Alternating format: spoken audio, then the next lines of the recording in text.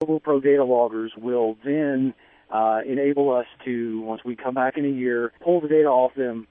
We will maintain them by, making sure everything's working correctly, exchange the batteries, put fresh batteries in them, and relaunch them for another year. And then we'll come back in year 3, and using the data that we have collected from year 1, we will begin modeling when to conduct the overflights for these caves. Now, before we go any further, I want to make sure that we direct people toward your blog, which you are still, as we speak, doing entries in. Not just the great stories that you tell there, but these amazing photos of you and other people in these caves, squeezing through tight places, as you spelunkers are wont to do, but also apparently entering caves that had not been known before you guys discovered them. Well, I wouldn't go so far as to say that they weren't known before we went into them. The local knowledge here, I think a lot of these folks already know about these caves, but I guess you could say that for the most part, several of these caves, it would be the first time perhaps a non-Chilean has entered them. I would add that these caves, most of these caves that we are studying, show very little evidence of continuous human use, which is good for the cave. It's not receiving a lot of traffic, so it's not being impacted. There are a lot of really fragile, incredibly beautiful salt formations within these caves, which are also not being damaged by people going through willy-nilly and knocking things over. So the fact that we are some of the first to go through these, yes, it definitely adds to the excitement of this project. And if you want to see them, like I said, you want to take a look at Jut's blog, and we will put the link to that blog up at, as usual, planetary.org/radio. But just in this case, because maybe somebody will want to take a look while we're speaking, it's J. Judson Wynne, all one word, jjudson.blogspot.com. And we'll hear more from cave explorer and scientist Jut Wynne via satellite telephone in 1 minute. This is Planetary Radio. I'm Sally Ride. After becoming the first American woman in space, I dedicated myself to supporting space exploration and the education and inspiration of our youth. That's why I formed Sally Ride Science, and that's why I support the Planetary Society. The Society works with space agencies around the world and gets people directly involved with real space missions. It takes a lot to create exciting projects like the first solar sail, informative publications like an award-winning magazine, and many other outreach efforts like this radio show. Help make space exploration and inspiration happen. Here's how you can join us. You can learn more about the Planetary Society at our website, planetary.org/radio, or by calling 1-800-9-WORLDS. Planetary Radio listeners who aren't yet members can join and receive a Planetary Radio t-shirt. Members receive the internationally acclaimed Planetary Report magazine. That's planetary.org/radio. The Planetary Society, exploring new worlds. Welcome back to Planetary Radio. I'm Matt Kaplan. Jut, or J. Judson Wynne, is a U.S. Geological Survey speleologist, or cave researcher, who wants to learn how to find caves elsewhere in our solar system, and especially on Mars. To do that, he is exploring and putting sensors in caves on Earth that come as close as possible to the much more extreme conditions found on the Red Planet. I recently spoke with him via satellite telephone as he stood in Chile's Atacama Desert, the driest spot on our planet. Jut, I know that as you explore these, it's not just about detecting them, but a good part of the mission has some biological purpose in mind. With Mars being an incredibly hostile surface environment, if there's going to be life on Mars or even evidence of past life on Mars, we're going to find it underground. By doing this type of work, we're better honing our skills at finding those holes on the Red Planet. And hopefully at some point in my lifetime, we'll be sending in robots to look for evidence of life within these features. You and your colleagues have had some tantalizing evidence that there may in fact be large caves on Mars, or do you want to update us on that research? Oh, well, yes. We do have what are called pit craters.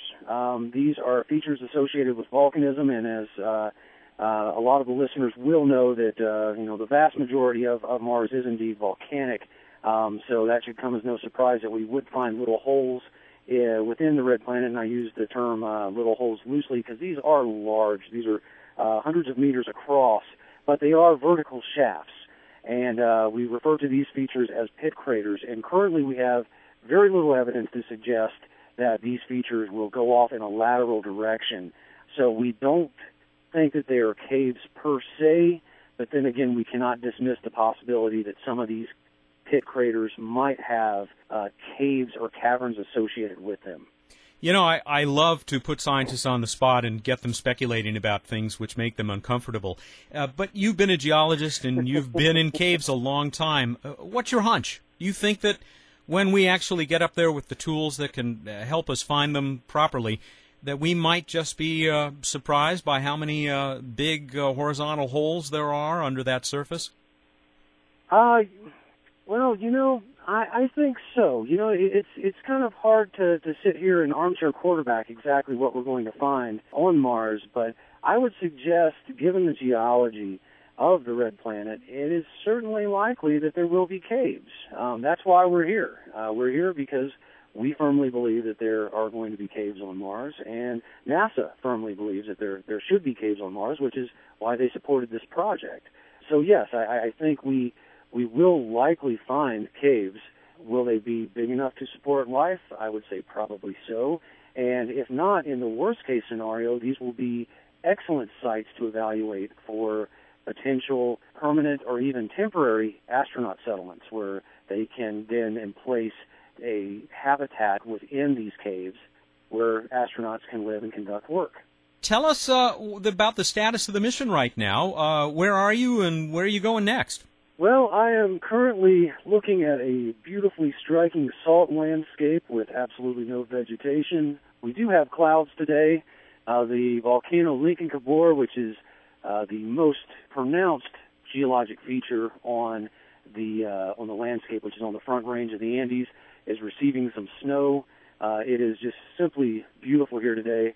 And right now I am actually looking into the entrance of a cave as we speak.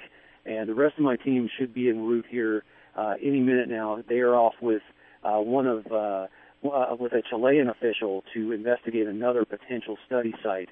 So what we basically have going on for today is we are going to be deploying sensors in this large cave here that we had that I'm standing before, and then we're also going to be deploying sensors in what we're calling cave anomalies.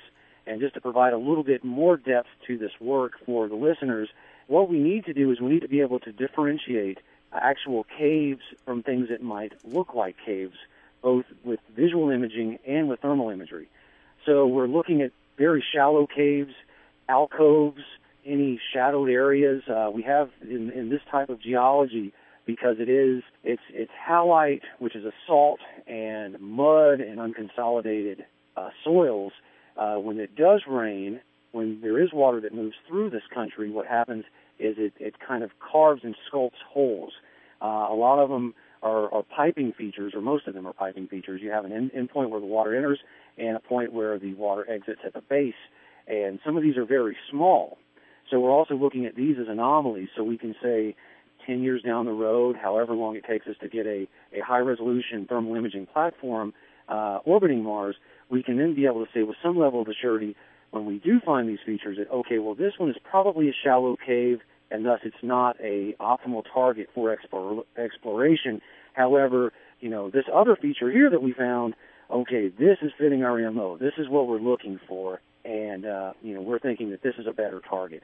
So by looking at both caves and these cave-like features, which we're calling anomalies, this will enable us to best differentiate between caves and non-cave features.